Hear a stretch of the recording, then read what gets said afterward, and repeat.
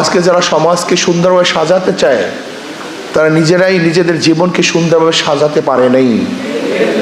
দেখেন, ব্রিটিশদের বিরুদ্ধে বৈষম্য বিরোধী আন্দোলন করেছিলাম, যেহেতু ব্রিটিশরা আমাদের সাথে বৈষম্য করেছিল।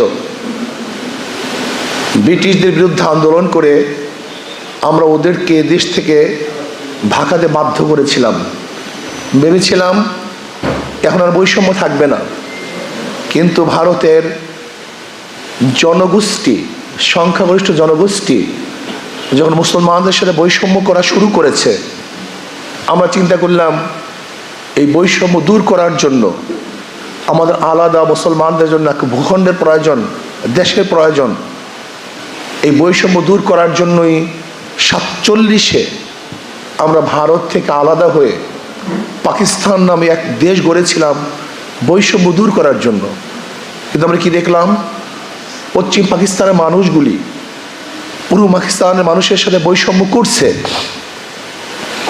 আবার বৈষম্য দূর করার জন্য আমরা 71-এ পাকিস্তান থেকে আলাদা হয়ে বাংলাদেশ নামীয় একটা দেশ আমরা স্বাধীন করলাম। ভেবেছিলাম এখন আর বৈষম্য থাকবে না।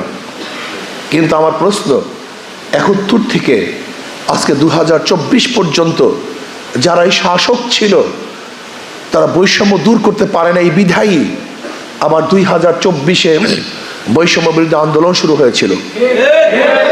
বৈষম্য থাকবে না, সাম্য, মানবিক মর্যাদা, সামাজিক ন্যায় বিচার প্রতিষ্ঠিত হবে, প্রত্যেকটা মানুষের অধিকার ফিরে পাবে, যেখানে থাকবে না জুলুম, অত্যাচার, অবিচার, চুরি, ডাকাতি, যেখানে থাকবে না ঘুষ, দুর্নীতি, যেখানে আমার মা বোনেরা ইজ্জত নিয়ে হাঁটতে পারবে, যেখানে প্রত্যেকটা শ্রমিক তাদের অধিকার ফিরে পাবে, যেখানে চাকরিজীবীরা নিরাপত্তায় চাকরি করতে পারবে, ব্যবসায়ীরা চাঁদা মুক্ত ব্যবসা করতে পারবে।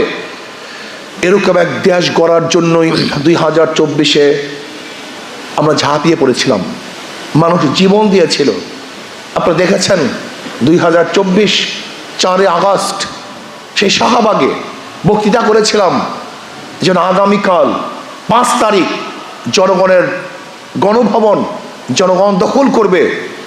4 তারিখ বিকেলে বক্তৃতা করেছিলাম, আল্লাহর কি কৃষ্ণা, সেই 5 তারিখে আমরা গণভবন দখল করতে পেরেছিলাম। ভেবেছিলাম বৈষম্য দূর হবে, মানুষ শান্তি পাবে, মানুষ মুক্তি পাবে। কিন্তু এবার কি দেখলাম, এই 5 তারিখের পরে আবারও চাঁদাবাজি, আবারও দখলদারি, আবারও গুন্ডামি, আবারও অবৈধ হত্যা। ঢাকা ইউনিভার্সিটিতে অবৈধ হত্যা হয়েছে।